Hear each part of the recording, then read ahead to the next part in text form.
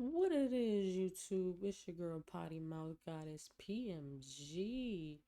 What it is, Potty Mouth Squad PMS. How y'all doing today? I want y'all to know, if you don't already know, you are beautiful, kind, smart, intelligent, and just fine. Shh.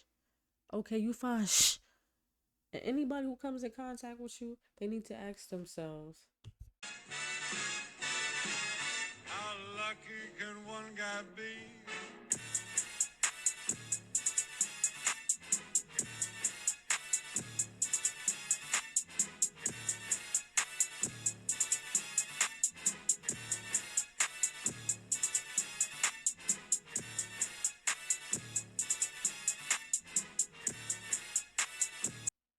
So for today's video, we got scary conspiracy theories that turned out to be true. All right, so I got all the lights off or whatever. I'm actually trying to get this video out as fast as possible because the sun is about to come up. I don't know if y'all can see through my little curtain over there, but yeah, sun about to come up. Without further ado, let's get right to the video. Citizens.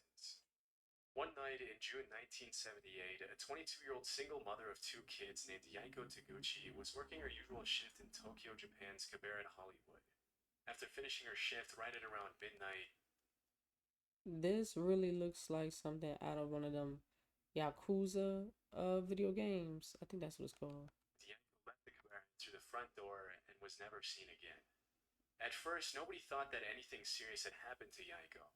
In fact, several years later, her manager was questioned, and he claims that everyone thought she had quit when she failed to show up.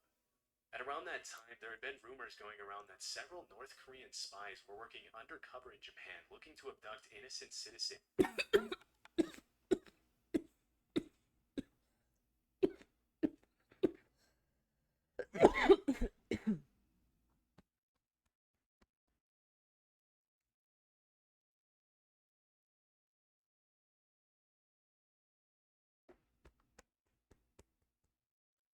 I'm gonna edit this out. And hold them as hostages back in North Korea. However, this was seen by the Japanese government as nothing more than a conspiracy theory that couldn't possibly be true. Sadly, the missing case of Yaiko went cold, and it wasn't until almost a decade later that a clue to her whereabouts emerged following a disturbing chain of events. In November 1987, as South Korea was preparing to host the Olympics in the capital city of Seoul, a Korean Airlines plane blew up in midair as it was flying over the Andaman Sea, taking the lives of 115 innocent people. Damn. Meta, bust rate Frank again. During the investigation, it was revealed that two North Korean agents acting under direct orders from the North Korean government had planted a bomb in an overhead storage compartment before getting off at the first layover in Abu Dhabi. As the authorities were closing in on the two suspects, one of them took his life with a cyanide-laced cigarette, but the South Korean government was able to arrest the other agent responsible for the attack. During her interrogation, it was revealed that she had been training for that mission for 6 years, and that for 3 of them she had been paired with Yaiko Taguchi, who had taught her how to speak and act like a Japanese woman. What kind of tape they put over her mouth? It was revealed that she had been training for that mission for 6 years, and that for 3 of them she had been paired with Yaiko Taguchi, who had taught her how to speak and act like a Japanese woman so she could fly under the radar. As it was later revealed, Yaiko wasn't the only woman who had been kidnapped by the North Korean government. As of today, 17 Japanese citizens have been officially confirmed by the Japanese government as having been abducted by North Korea from 1977 to 1983. Disturbingly, a lot of them were shamelessly kidnapped in the middle of the day and thrown on a boat to North Korea. You might think that the victims were involved in something shady that put them on the North Korean government's radar, but the investigations actually suggest that most of them were average citizens who just happened to be at the wrong place at the wrong time. One woman was captured while she was walking to a knitting class, and 2 others were kidnapped on a vacation to Europe. People just Another woman, a doing it for 13-year-old fun. girl, was taken as she was walking back home from school. Some of these victims were kidnapped for identity theft purposes, while others, like Yaiko, were forcefully brought to North Korea to teach the Japanese language and culture to North Korean spies. After the kidnappings were confirmed beyond the shadow of a doubt, the North Korean government had no choice but to come forward and apologize, but they claimed that only 5 of the 17 kidnapping victims were still alive. Over the next few years, the North Korean government would send what they would claim to be the cremated remains of some of the deceased victims back to Japan. However, as DNA testing would quickly reveal, pretty much all of the remains were fake, leading the Japanese government to believe that many more of the kidnapping victims were still alive. To this day, the North Korean government has stuck Of to its course, there's story, many claiming more that that there y'all were only didn't 13 catch. kidnapping Many victims, more and that that's the ones who dead. were still alive were sent back safely to Japan. Shockingly, while the Japanese government has officially confirmed 17 kidnappings, the list of potential victims suggests that the true number could be as high as 800. Sadly, given the current political situation, it's unlikely we'll ever see the full extent of these abductions, or see the North Korean government held truly accountable for its horrific crimes. Just the other day, I found myself wasting hours of time I could have spent working on videos No, thank you. trying more deals to avoid errors to get started for free. Heart attack gun. Back in the 70s, a journalist named Seymour Hersh published an article in the New York Times in which he accused the CIA of several assassination attempts on both foreign and American politicians who they considered to be anti-war dissidents.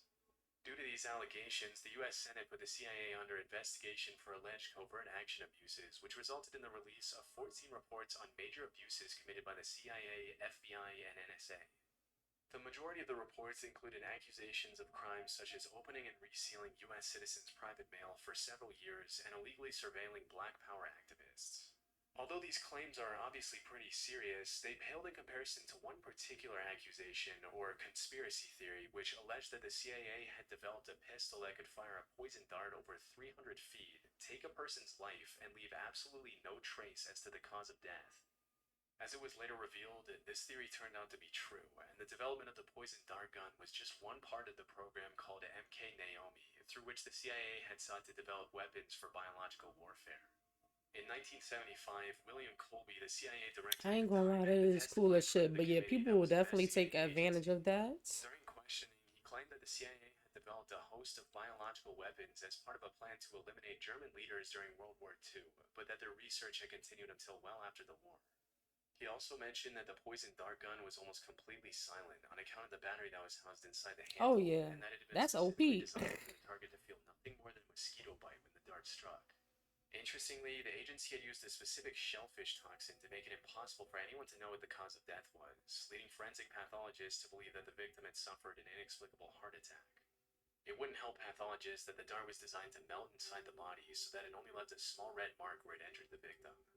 When asked if the heart attack gun, as it was nicknamed, was ever used on anyone, the director alleged that it had only been used for experiments and that there were no records of actual use. As part of the investigation, the CIA had to hand over the gun to the committee, and there are some pretty wild pictures of the committee members analyzing the gun as William Colby answers their questions about it. Normally, you'd expect to see something like the heart attack gun in a spy movie, and it's pretty Who wild or to think what that was if they the hadn't put it under experiments done investigation, on? they would have probably gotten away with using it for who knows what Like, purposes. mister. It's also pretty crazy to think that if that's the kind of stuff they were developing back in the 70s, imagine the Hmm. kind of technology they have their hands on now. Disturbingly, the hearing was the only time the heart attack gun was ever And that we shown don't know publicly, about. and to this day, it remains unclear what happened to it after the investigation. Waves. Sailors ought to get a reputation for making up stuff they claim to have seen during their time out at sea. Oh And no, I'll while be there's no believing evidence to them. refute their claims, they sometimes get away with some pretty tall tales. For centuries, sailors all around the world had talked about seeing monster waves on the open sea that would allegedly reach over 100 feet in height. In 1826, a French captain claimed that he had seen a 108-foot tall wave in the Indian Ocean. Even though he had 3 sailors with him who backed up his claims, when he came back to the mainland, he was publicly ridiculed by the scientific community, as it was widely believed that it was impossible for a wave to be higher than 30 feet tall. For a long while after that, dozens of people continued to claim sightings of these monstrous waves in the middle of the ocean. But with no real evidence other than eyewitness testimonies, the existence of these waves fell into the urban legend or conspiracy theory category. In the 80s and early 90s, the Draupner platform was set up in the North Sea off the coast of Norway to extract natural gas. As part of the protocol that was carried out to see if the platform was stable enough to withstand the rough seas, a wave height recorder was installed on the platform. On New Year's Day in 1995, the sensor recorded an 84-foot tall wave, which served as the first real piece of evidence for the existence of rogue waves. After this incident, a lot of people started wondering how many of the sailors from previous centuries had been telling the truth.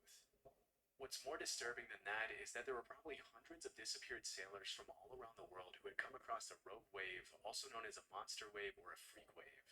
But because most people who encountered 100-foot tall rogue waves generally didn't live to tell the tale, their testimony went down into the depths of the ocean with them. Since the Drovner wave of 1995, there's been a I'm growing telling interest the in ocean rogue is waves brewing in the scientific ocean is community. A few scary. years ago, a Okay. professor at the Australian National University had estimated that at any given moment there are 10 rogue waves active in the world's oceans. As of today, a rogue wave is usually defined as a wave that is twice as large as the largest waves that come up in a particular area.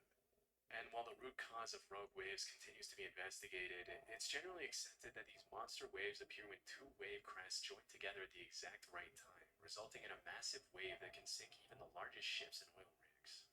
Interestingly, it's also been discovered that rogue waves can take place in large lakes.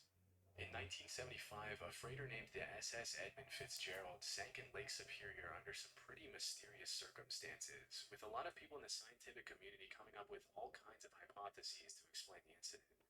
It wasn't until several years later that the scientists started theorizing that the vessel could have fallen prey to a set of 3 consecutive killer rogue waves. A phenomenon referred to as the Three Sisters, in which the first wave destabilizes the ship, the second wave hits the ship's deck before it can stabilize again, and the third wave overloads the ship with more water than it can take on. If this were true, it could also provide an explanation for the mysterious sinking of other large ships in oceans around the world over the past few centuries, but this might be a bit more difficult to prove. Poisonous Shit, alcohol. this is giving me some type In of January phobia right now. 1920, I the don't 18th want to get on Amendment no to the type US of boat, no Constitution nothing was now. successfully ratified, triggering a 13-year period known as And I love Prohibition, boat during which rides. the production, sale, and transportation of alcohol was made illegal. During this period, the government enforced some pretty strict measures to prevent bootlegging of alcohol, which made the alcohol black market flourish like crazy. It was pretty much a playground for the mafia, in which the government would raid one bar and another one would crop up in just a few days' time. While all this was happening, there were some pretty messed up rumors floating around that the US government was taking extreme measures to make sure people weren't consuming alcohol. These included allegations that the government was intentionally poisoning alcohol to make people who consumed it sick. For a while, this remained something of a conspiracy theory, but things took a turn pretty quickly on New Year's Day, 1927, when 41 people died from alcohol poisoning at New York's Bellevue Hospital. I think, yeah, I Disturbingly, the remember learning autopsies about revealed this that a lot like of the back in like victims had been my drinking sophomore year industrial or something. methanol, otherwise known as wood alcohol, which can be fatal even at low doses. It turns out that the government had forced companies to denature industrial alcohol to make it undrinkable since 1906, which was far before Prohibition. But when the crackdown on alcohol started, the government ordered these companies to add quinine, methyl alcohol, and other toxic chemicals to discourage people from drinking it. Their reasoning was that if black market dealers knew their alcohol had been poisoned, they wouldn't dare distribute it knowing how dangerous it would be for their customers to consume. I guess they forgot to factor in that the demand for alcohol at the time was absolutely insane, and that black market dealers didn't care who lived or died from consuming their product. It wasn't until December 1933, 6 years after the Bellevue incident, that the federal government finally toned down their abstinence from alcohol policies. But by then, thousands of Americans had already been poisoned with contaminated alcohol. Gorillas.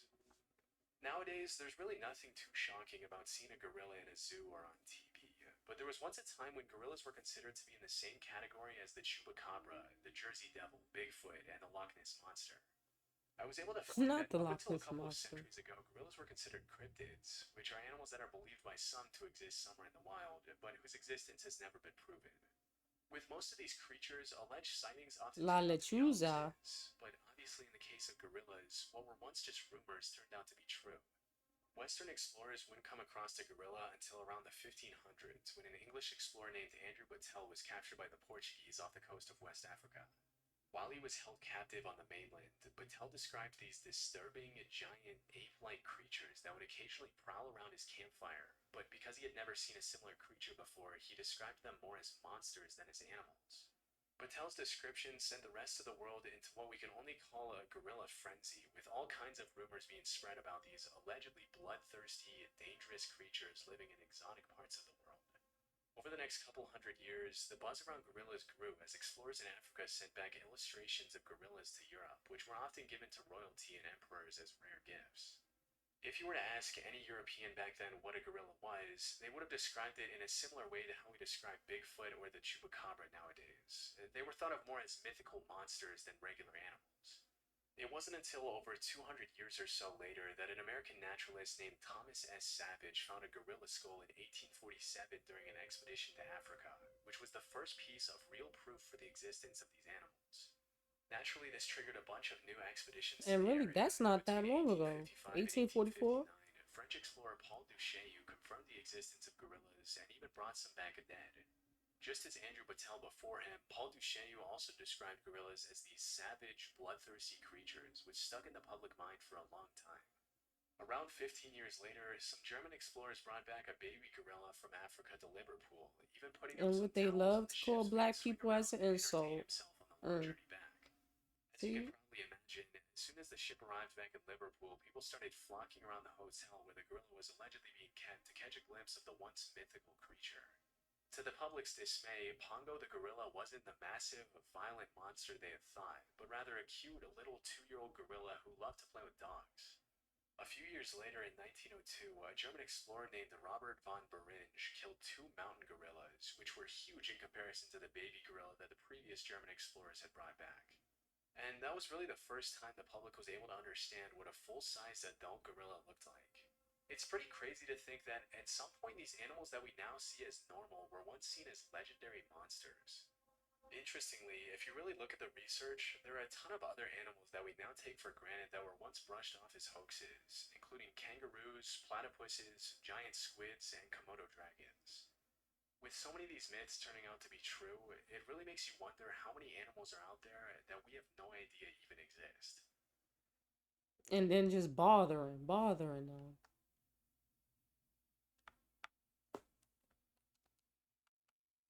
Alright, y'all. I enjoyed this video. Y'all let me know what y'all thought about it. PMG, I'm out.